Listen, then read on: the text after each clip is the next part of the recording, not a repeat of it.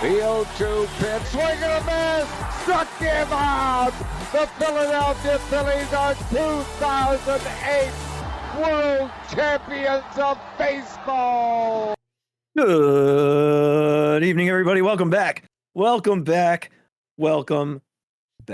to another episode of the Phixated podcast. It is a Eastern Conference Semifinal edition of the Phixated podcast. I am your host, Mike Azalina, and I am joined by a guy who is equally excited, elated, joyful, all of the positive affects that you can possibly think of about the state of Philadelphia sports right now. Regzy Boo, we're here.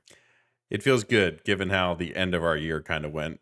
You know, Philly, we lost a lot as a city towards the end there, but feeling good, feeling like we're getting back on track.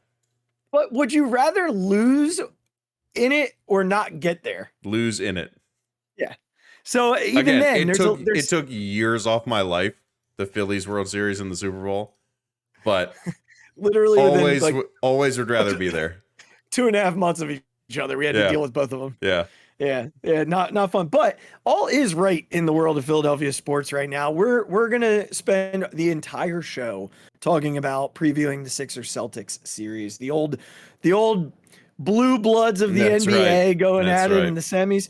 But Regs, the Phils have won 8 of 12. They're on fire. Yes, they lost tonight, but it didn't even feel like that bad of a loss. No. Like it just kind of felt like one of those losses in 162. But they've won 4 consecutive series at this point.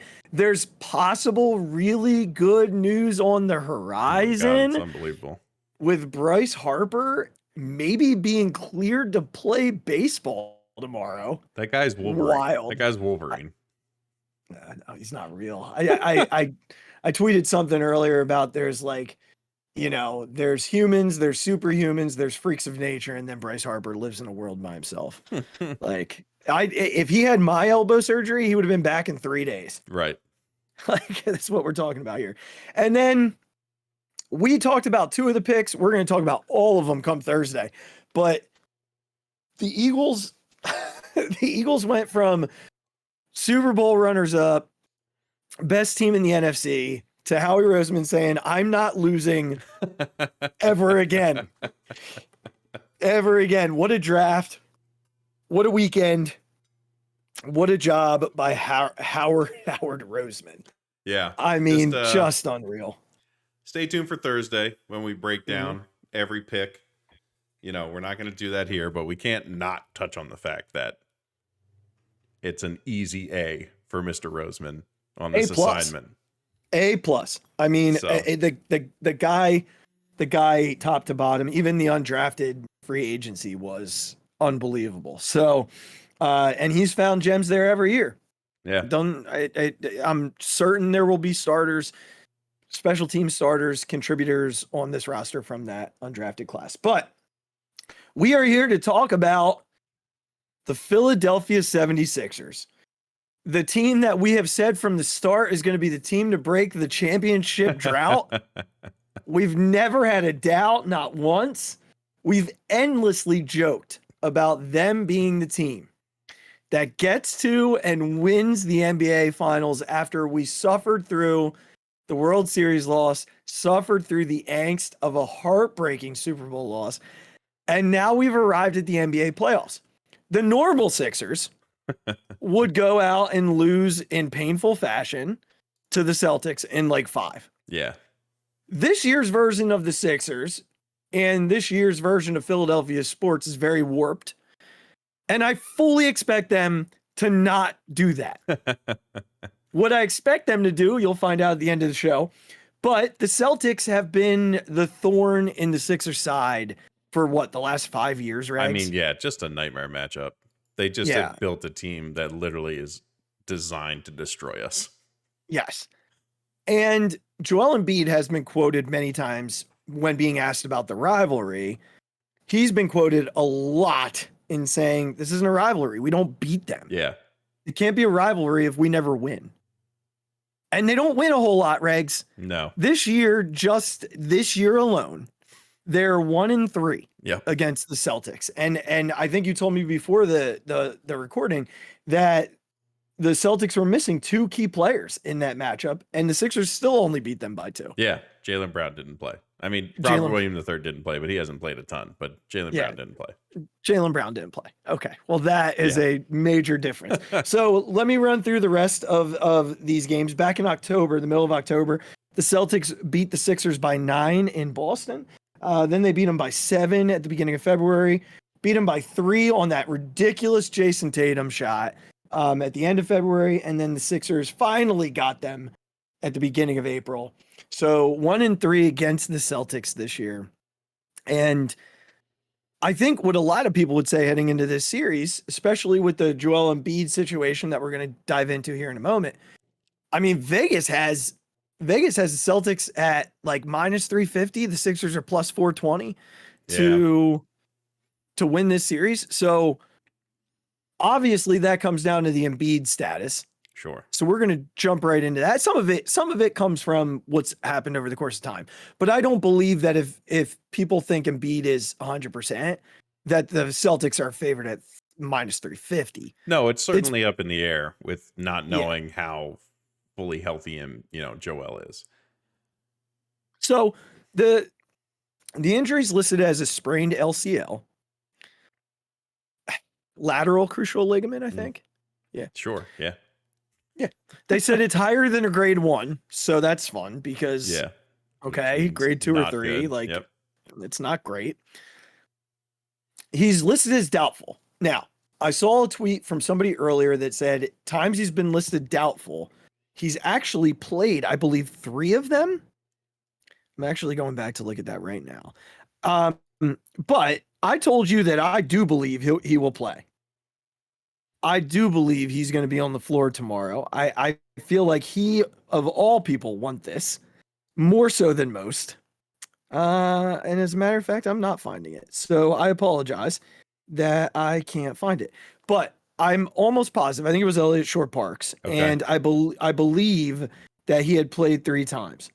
Regz, today I saw a video of Joel shooting around without a brace on. Now, it's probably the most he's done since playing in game 3 of the first round. Right. He has not run with the team. He's not practiced with the team today. He just shot around. But without a brace. Again, jump shots without a brace and a sprained LCL, like, that feels something.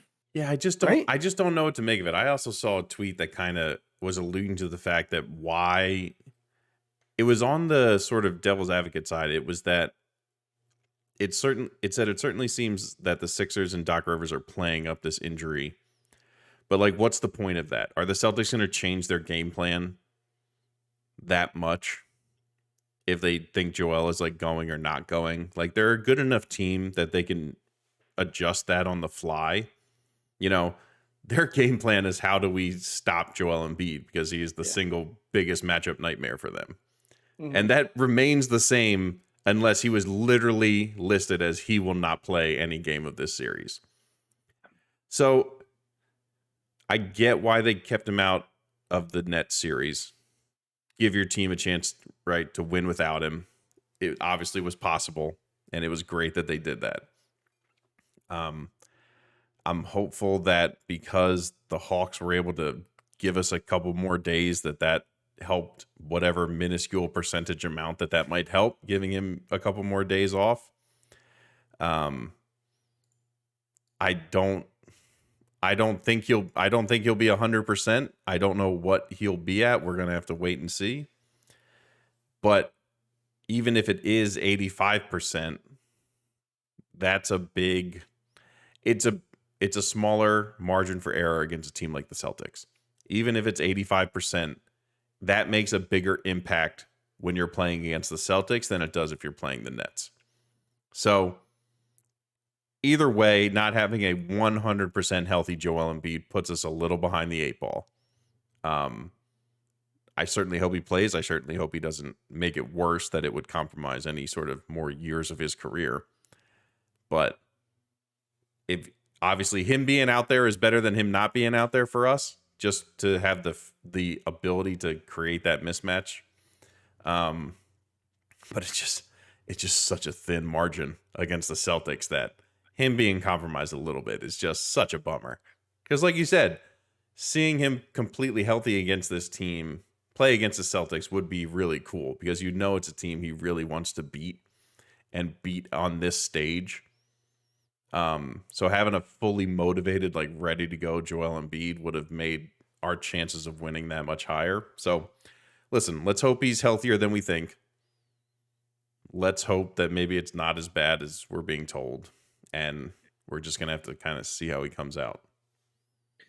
So I found the tweet, and he's been listed out 5 times. He's played one of those 5 times.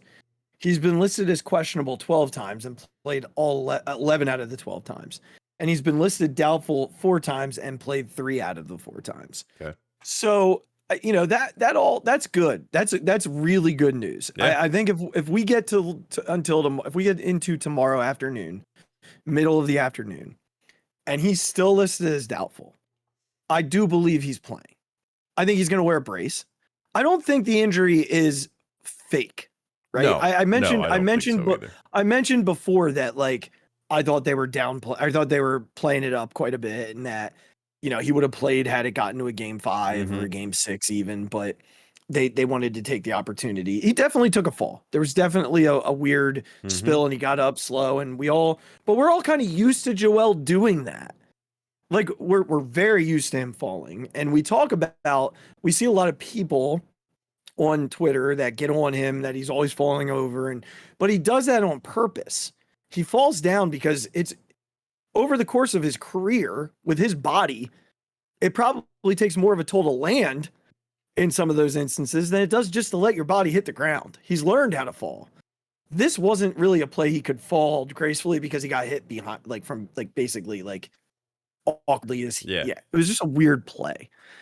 But I mean, again, if he's 85% of Joel Embiid is still a matchup. No, nightmare. yeah, listen, certainly take it. And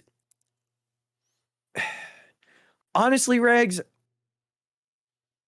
it's a thing where this is a guy who's been criticized for missing playoff games before. And in the year he's going to win the MVP. Yeah. It just doesn't feel like it's something he's going to let happen. Yeah, I agree with you. I think he's doing everything in his absolute power to be on the floor, tomorrow night. It just comes down to how much can he be him with whatever is bothering him. Because I think one of the biggest things, honestly, is his rebounding ability and his ability to disrupt people at the rim. Forget the offensive side. That's what I was just going to say. It's his defense and his rebounding ability that we need almost more than anything, because Boston is such a long, athletic, team that. So his presence, the rebounding, we actually have pretty good rebounding guards, so that makes me feel good. But the defense is the part to me that I value the most coming into this series, and his presence on the floor defensively. You could see the difference at the beginning of game 4 without him, and how lost Paul Reed was in switches and help defense, and they were just destroying him on lobs and screen and roll type of situations. He was lost. Yep. He did recover. He figured it out, but they were putting him in some tough situations. Yeah. And Joel just doesn't get into those. Offensively, Joel can probably just the presence of Joel on the floor, and the Celtics might early test him. Oh, I'm sure. And only one-on-one for a little bit until he shows that he can be. Why would effective. you not? Yeah, until he proves it. Now, if they're going to give him an elbow jumper all game, he's going to bury it. Sure. He's absolutely going to do that. So why don't we jump in here and we're going to start there. Let's assume that Joel plays. Okay. Okay. I feel like we can at least have that fair assumption. So Joel and Al, you start, right? Yeah, sure. Why not? Give me a softball to start the day. Joel and Al, go for it. Yeah. Joel. Yeah. I don't even think there's really much Full stop. Yeah. There's not a whole lot. Now, here's the thing. I can't go through a game of Al Horford hitting 5 consecutive threes again. Yeah, we're gonna need to knock that off. Some of these losses, I can think back on and think to myself, that shouldn't have happened. Yeah. And that was one of them. And he does have like this weird knack for making those shots against us. He didn't do it for us. And I think just his veteran presence, his ability to be Al Horford will at least cause, Joel some trouble. He can be physical and, he's going to test Joel's mobility and his aptitude to be able to take the ball to the basket and things like that. But at the end of the day, Joel Embiid's still Joel Embiid. Yeah. And that advantage goes to the Sixers. So I'm going to jump back up to the guard play here. And I'll go with what do we do? Is it Harden and Smart? I guess. Yeah, I guess that's who they consider their point guard, right? Yeah. I guess is it Maxey technically? Is Well, that like when I a look more at the similar matchups- matchup? When I look at the matchups, they have Harden and Smart as listed as point guards. Okay. Yeah, that works. So we'll just do that. Yeah, sure. I think honestly, both of them are kind of wild cards. James Harden was both ends of the Harden continuum Yeah. in round one. We got really good James Harden, and then we got what the hell's going on? Yeah. James Harden. He was 42% from 3, but like 26% in two pointers. That dude, he missed so many layups, Regz. Yeah, he couldn't finish. He had just enough to get by people and then no ability to finish. Which was wild to me. Because some of them were clear to the lane layups. Yeah. On his dominant side. Right. I don't know. I don't know either. I don't know what that was about. On the other side, Marcus Smart, if he's defending him, will give him fits. Yeah. He will defend him tough. Literally the defending defensive player of the year from last year. Yeah, he will give him fits. And if he's on, the shot is good, but I expect Harden to see if the shot's on in the same way that, the Celtics will test. And Joel. I almost anticipate Brown being on him and Smart being on Maxey just for the size sort of matchup. That makes sense. Because Harden is still 6'5"? Yeah. 6'5", 6'6". Like from a size standpoint, it makes a lot more sense to have Smart on Maxey and Brown on Harden. Mm-hmm. And even just the playmaking ability and the speed. I don't know how quick Marcus Smart is. I mean, but especially again, if you Maxey want quick. But if you want someone on Maxey, it's Smart. It's a guy who, is strong, like will just put his body in front of that, quick drive that Maxey likes to take. If you just want someone banging around with Harden, it's probably Brown. Yeah. And just the Smart's ability to irritate too. Like he will be annoying. And now I don't see that getting to a guy like Tyrese Maxey as much as I do see it getting to Harden, which is funny because Harden's the veteran, but I think Harden's a little more emotional than Tyrese is. At the end of the day, if we're looking at these two in a vacuum, just from I think it goes back to what we said in the first series. He's still James Harden. Right. He's still an elite playmaker, top 75 player of all time, a future Hall of Famer. So he gets the nod. And Marcus Smart, for all his defensive abilities, can get himself into thinking he's the best player on the floor and could kind of shoot you out of games if you let him. Yeah. So I think, despite him being a phenomenal defensive player, he is not an offensive presence. In fact, he doesn't really have to be, but he's not a huge threat to go nuts. All right. So that takes us to the 2 guard position. And interestingly, they have Tyrese Maxey and Derek White. Yeah, that makes sense. Here. I think that makes sense. Walk me through it, Regz. Who you got here? This one's really tough. Right now, we got Sixers with 2 advantages. Derek White is having an unbelievable season right now. Yeah, he's been good. Looking at some of his stats today, I couldn't believe it. And I think as much as I want to give it to Maxey, I think with White's defensive ability, I'm speaking strictly to this year in this matchup. If you're looking maybe like Derek White has not been this guy for his entire career. But if we're just talking about going into this matchup in this season, I think you got to give it to White, man. Like purely because the defensive side so far outweighs Maxey's ability on that end of the floor right now. Like Derek White has been almost a defensive player of the year or at a defensive player of the year level this whole season. He's just been unbelievable. So I think it's very close. Yeah. Because obviously Maxey has an ability to literally win you games by himself. The Celtics obviously don't look to Derek White to do that. He's a spot up shooter. He's there to make shots when, Tatum and Brown kick the ball out from the drives that they're able to get. So certainly offensively, Maxey has the edge there. I just think in a series like this, White's defensive ability is probably a little more valuable than Tyrese's offensive ability. So again, I think it's very, very close.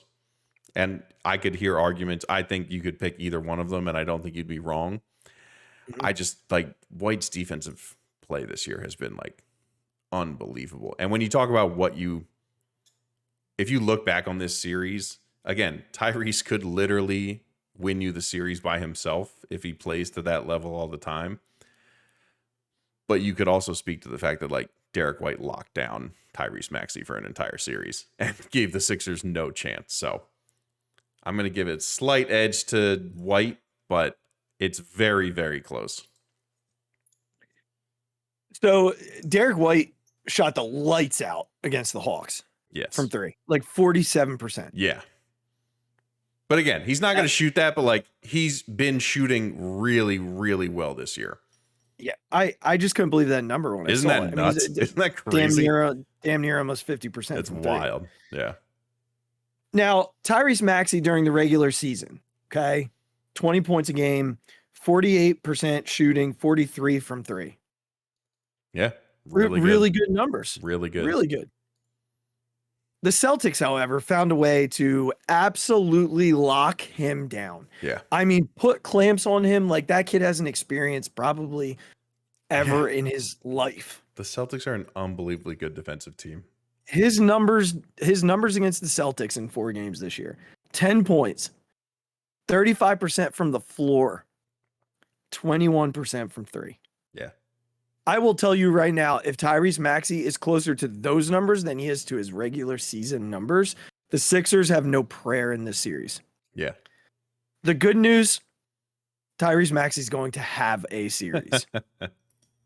Tyrese Maxey is going to have a series. I take him in this matchup, and I think it's close. Just again, the defensive part, White has been a thorn in his side. He's been a pain in his butt all year, but there's something about Tyrese Maxey that just there's this extra piece of him that I feel like has started to show its head.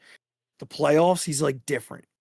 And I go back to what he said to Howard Eskin in the post-practice conference, press conference the other day. Eskin was trying to get him. He was trying to bait him. He was trying to make him say that he wanted to play the Celtics. And Tyrese would not do it. Mm-hmm. He would not say it. And no matter what Howard, even when Howard tried to put words in his mouth, it's not what I said. It's not what I said. Yeah. He's a level-headed kid who understands. And I think he knows at this point, this team's going to need him. If Joel is down, they're going to need him. He's going to have to be the guy. And he was the guy in the first series. Yeah. Very different team that they were playing. Yes. But he can do it. He's absolutely fast enough. He's skilled enough. He can shoot the ball well enough. I think for him, game one's extremely important.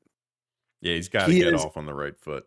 He is a momentum, tempo, confidence player. Mm-hmm. When he's going, he's going. When he's not, he doesn't lack confidence, but he tends to kind of move into the shadows a little bit in shots that you're used to him taking. Yeah. or shots that he creates for himself. So need him to get off to a good start, but I do think he holds a slight edge there. Mm-hmm. All right, that brings us to, it's my pick first this time, Toby and Jalen. So Toby had a really nice first series. He's probably the reason that they won game 4 and really contributed throughout the rest of the series. He's made himself a bit of a problem in one-to-one situations. He's not as easy to guard. He's not afraid to back people down and use his size to create. The spot up shooting has been a lot better. But we also know Toby to be the guy who disappears. Yes. And as much as he's improved defensively over his time here, as much as he's improved in that one-on-one game, the shot has been better. He's been a more consistent player. He's always going to be looked at as that guy that we gave the max contract to. Yeah. Instead of the dude who's doing it in Miami. Yeah. And the other guy, Jaylen Brown, is a problem. It's a second team all NBA player. Yeah, he's a problem. I mean, the dude shot like 52% from 3 against the Hawks. Mm-hmm. And not only is he tough to defend, but the dude straight up Hawks guys. Yeah. He's Jaylen Brown is an unbelievable player, and it's really kind of unbelievable underrated. Oh, absolutely. Like Tatum absolutely sort of overshadows him, but it's not this year. It hasn't been by much, man.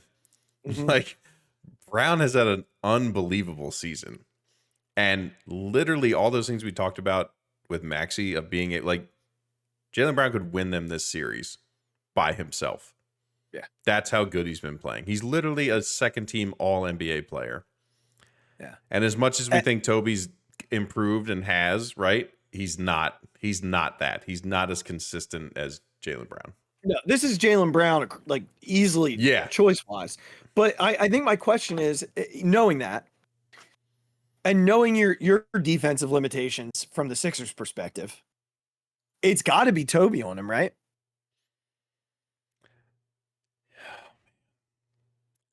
But then who guards Tatum? Like Tatum is 6'8". I mean, it's got to be PJ. Yeah, I don't like that a ton, but it's got to be. It probably has to be, yes. And we'll talk about that in a minute because there's something with PJ that I think makes a difference in this series. But for this specific matchup, I can see Brown getting the better of Toby on both sides of the floor, pretty much relative ease every time down. I can see him really frustrating him defensively, and I can see him really frustrating him offensively.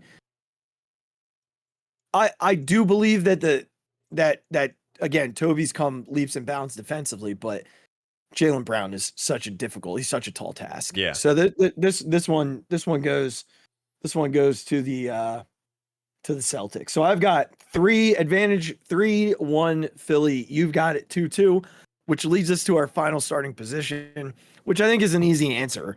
I think there's probably more of a conversation to be had around PJ Tucker and Jason Tatum. So this one is yours, my friend. Yeah, I mean, like, look, it's Jason Tatum. Like, yeah, Jason Tatum's he's a first team NBA player.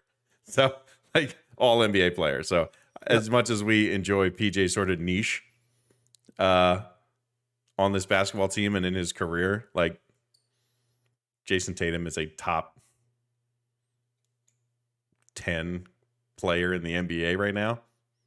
You know, depending on what list you look at, it might be even higher. I was going to say maybe higher. Yeah.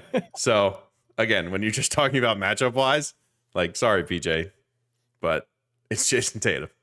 Yeah, there's not a conversation. No. It's similar to what we talk about whenever we have Joel. Like, even though, you know, we have respect for Al Horford and he drives us nuts, there's not a conversation to be had. No. Now, I will say this though. This is what the Sixers brought PJ Tucker to Philadelphia for.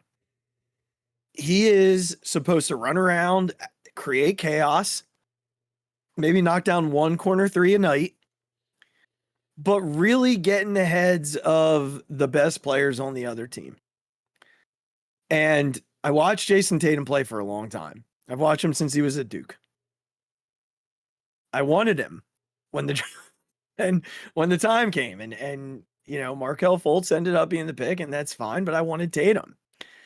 And we sit here now and we're dealing with him again in the postseason.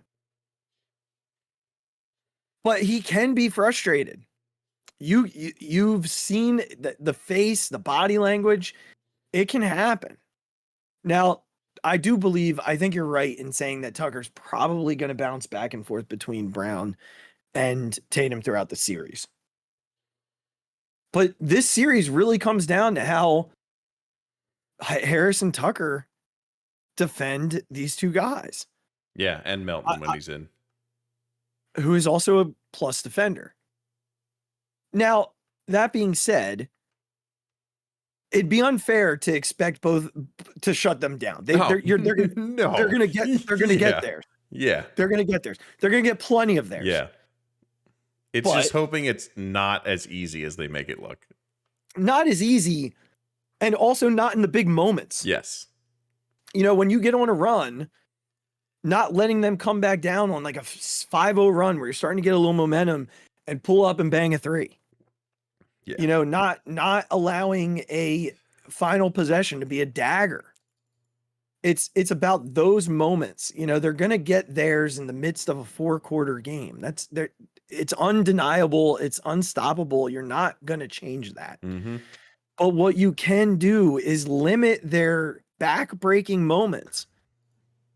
And it feels like every time we play this freaking team, there are back-breaking moments at every freaking turn. Yeah. So, look, yes, Brown and Tatum decidedly hold advantages. I think maybe more Tatum when you look at it in direct matchup. I think Toby can do things, right, that PJ Tucker cannot do. But you want to win this series, you have to limit them in some capacity. Yeah. Which brings us to the last piece of this conversation, which is the bench. So just some names on both benches that will be difference makers in the series. Then I'll talk through it. Okay. So for the Sixers, you mentioned D'Anthony Melton already. Jalen McDaniels is another one who defensively could make an impact. And both of them played well offensively in the last series. I mean, especially Melton. Melton was phenomenal. Yeah. George Niang will get his minutes, and again, you're really just hoping he comes in, knocks down 2 or 3 threes, and doesn't kill you on the other side of the court. And then, of course, there's everybody's guy, Paul Reed, and of course, his high energy play and ability to rebound could be a big difference maker in this series. And Shake got some minutes when necessary in the first round, so I would anticipate seeing him from time to time. On the other side, Malcolm Brogdon is, the 6th man of the year. Yeah. He'd start on 75, 80% of the other teams in the NBA. Many other teams. And honestly, maybe Melton starts on a couple of other teams. But they also have Grant Williams. They have Robert Williams. They have Sam Hauser. Freaking Blake Griffin, who killed us. Yeah, I know, right? In a few games this season because they just let him shoot. Yeah. And he took that to heart, and he talked about that. And you wonder, are they going to do it again in this series? They're just going to let him spot up. I mean, I shoot. think law of averages, you kind of do. You kind of have to let him prove it over more than one game. I agree.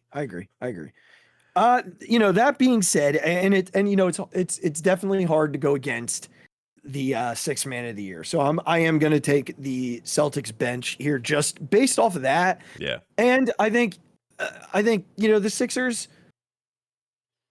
when you look at what the Celtics bring off the bench, there's a lot more athleticism there. I think the Sixers bring off a few athletes, but if you're bringing George Niang off the bench, right. The Sixers unfortunately bring off a lot of niche off the bench. The Celtics bring a lot of just really good players. And And I think unique skill sets. yes, like B-ball Paul and like Robert Williams, like Robert Williams was showed in the last playoffs that he's a plus defender coming off the bench. So that's, call it a wash, right? But like Brogdon is better than Melton. We'll just say it. Melton's been playing well, so obviously props to him. He's been playing really well all season, honestly. He's fit in well. He's been great. But like just from a defensive standpoint, the Celtics really don't miss a beat when they bring in any of these guys. Sure don't. And again, Melton is a good defender. Reed, is learning how to do it, but like you said in the beginning, kind of gets caught in these bad positions. And against a team like the Celtics, they're going to see it and they're going to take advantage of it instantly. And Niang, for as much as we hope he can get hot and maybe swing a game for us, he's just a huge minus defensively. So I think you're right. I think it's the Celtics.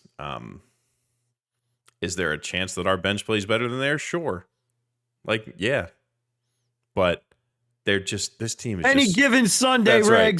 The Celtics team is just so versatile and so good that's what makes great teams, is that when they bring in guys off their bench, they don't skip a beat. Yeah. They're not as good as who you might have brought off to get a blow for a few minutes, but they're not skipping a beat. They're not minus 27 when Tatum and Brown go off the floor. Like, it's just not how this team is. Right. So that brings us to prediction time. Now, I will tell you this, and this doesn't define your prediction, but you have Boston with 4 advantages to 2. I had it split straight down the middle, 3-3. So I think it's apropos. I'm going to go first on this. Yeah, you have to. I'm giving it to the Celtics 4-2 in 6 games. Oh, okay. All right. Well, so it matches up well. Hey, that worked out really well. I'm going the opposite. All right. I'm going to make my case. Again, I'm not happy about it. I just want to put that on the record. I understand. I just think a not 100% Joel Embiid, a not all there James Harden. I certainly hope that Maxey can come out and play well. I don't think he can do it by himself against the defense, like the guys that they can throw out defensively at any player who might be hot is just a nightmare. And from the offensive side, Tatum and Brown are so good. And with how White is playing, it's just scary, man. Like, the Celtics are just a really, really good team. And an unfortunate, just nightmare matchup for the Sixers in how they want to play. So I don't like saying it. Again, I hope it doesn't come true, but if you're asking me to make a prediction, that's what it is. I am asking you to make a prediction. Yep, and so I did it. And I appreciate you doing it. I am going Sixers in 6. Okay. Because I do feel like Joel's healthier than we think he is. 100%, maybe not. But 85, 90%, yeah. And I think 85, 90% Joel Embiid is still a guy who can carry you to a series win. I think this is the best chance the Sixers have and have had at beating the Celtics. I know it was, you could consider it a cheap win because they didn't have Jaylen Brown, but they have a good taste in their mouths from the last time they played them. It takes one game in Boston to make this, to put just a little bit of doubt in the Celtics' mind. Well, they're not feeling invincible. They did not expect that series with the Hawks to go that long. That Hawks team is not good. Yeah. At least not as talented as this Sixers team. So if the Sixers come out and get dominated, it is truly a mental block. Yes. That they just do not believe they can beat the Celtics. Yeah. My hope is that a very different Sixers team, one that has not been in front of the Celtics team, shows up. Because that mindset shouldn't exist for a guy like PJ Tucker. That mindset shouldn't exist for guys like DeAnthony Melton or Jaden McDaniels. And I know that they're not the prime pieces of the puzzle for the Sixers, but they are still important pieces to the puzzle, and they can make a difference in this series. I will never believe that Joel Embiid thinks anybody's better than him. No. So I don't even think he has that mindset. And No. and certainly a surefire Hall of Famer shouldn't have that mindset. Yeah, we'll So, see.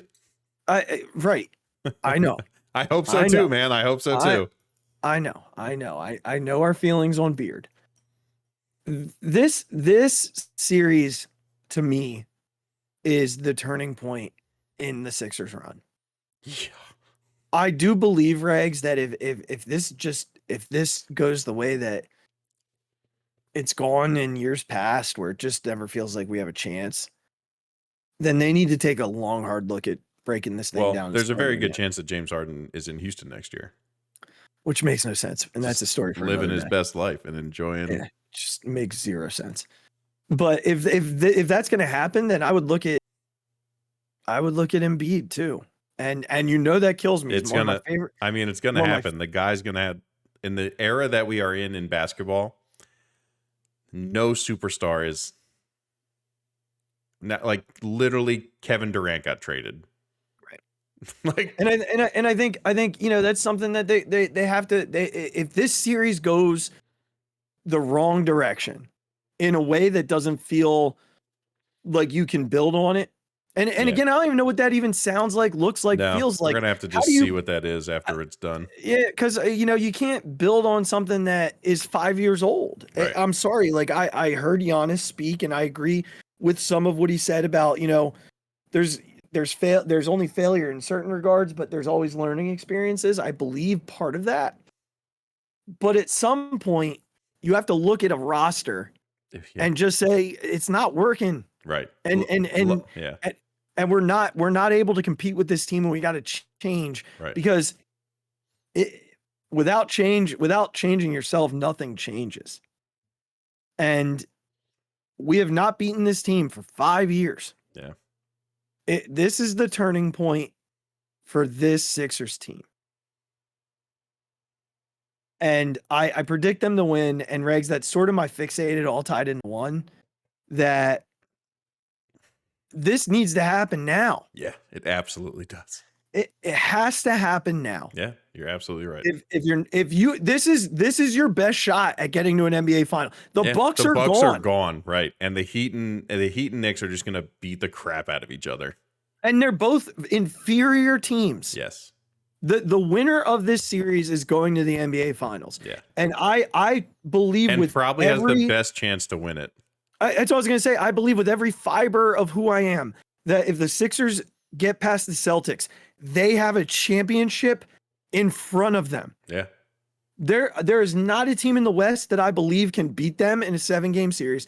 And the two teams playing on the other side of the Eastern Conference bracket, it doesn't feel like they have a prayer. No. So this comes down to this series. The Sixers have to know that this series is what makes or breaks them as a team, as an organization.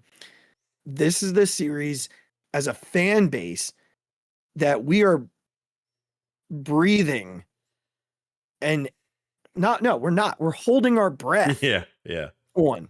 Yep. Because if it doesn't happen here, I think we all know what comes next. Yeah. Nothing it's good. Goodbye James Harden. It's goodbye Joel Embiid. Nothing good happens. Goodbye Tobias Harris. It is breaking it down, and we are back to 8-74. Yeah. And goodness gracious, I can't live through that again. No, it wasn't fun. So that's sort of what I'm fixated on. I kind of went right into it because it was a great transition, by the way. It just sort of floated. I know I always give you the heads up, but I'm just fixated on this being the series that defines what happens for us as an organization. I think you're absolutely right. So let's hope it goes the right direction. And let's also hope this tomorrow. I wish we would know what time Bryce Harper's appointment is. I mean, could there be a bigger thing in Philadelphia sports than Bryce Harper and Mike Azzolina getting cleared within 24 hours? I can't think of one. Neither can I. Yeah, there you go. I mean, Bryce being cleared from his Tommy John months early and me being cleared my ulnar nerve transposition weeks early. I mean, listen. We're warriors, Regs. Yeah, listen. I almost tweeted Bryce Harper, Mike Azzalina. Equally as good at healing. I will say this. If he is cleared tomorrow and I am cleared on Tuesday, there will be a tweet. I can't wait. There will be a tweet to Bryce letting him know. Does Bryce have Twitter? I don't think Bryce I don't has think he Twitter. does, which No, is smart for him. Yeah, it's very smart. There will be a tweet from me to Phixated. I can't wait. Just confirming that I am also a warrior. I'm also Wolverine. I'm also Wolverine. And I have my own category of healing. That's right. In the way that Bryce has his own category of healing. I can't wait. Can we get behind that? Always. Absolutely. There's no bigger story in Philadelphia than Bryce Harper and Mike Azzalina being cleared. That's where we landed tonight. Absolutely nothing. This is going to be a clip tomorrow. All right, everybody. We appreciate you listening. We hope that you had some fun tonight. We'll be back on Thursday for our. I mean, Thursday's going to be a fun night. It's going to be a packed show, man. Yeah, because we'll have the recap of the West Coast swing for the Phils. We'll have the first two games down and out from the Sixers series, and we will be covering the Eagles draft. We'll go top to bottom, pick for pick, really dig in. So it's gonna be a nice show for your Friday morning commute or your Saturday morning workout, whatever you choose to do. So we do appreciate y'all listening. The downloads continue to climb. We're just in shock every time we look at them. So thank you for taking the time to listen to two dudes just talk about the sports and the teams that they love. So make sure you go follow us on all your platforms. Click subscribe below if you're watching us on. You can find us wherever you get your podcasts.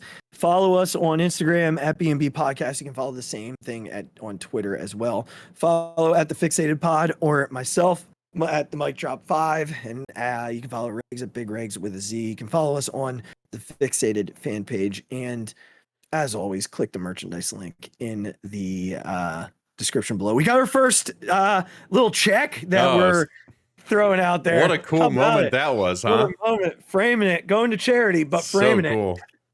it. We loved it. It was awesome.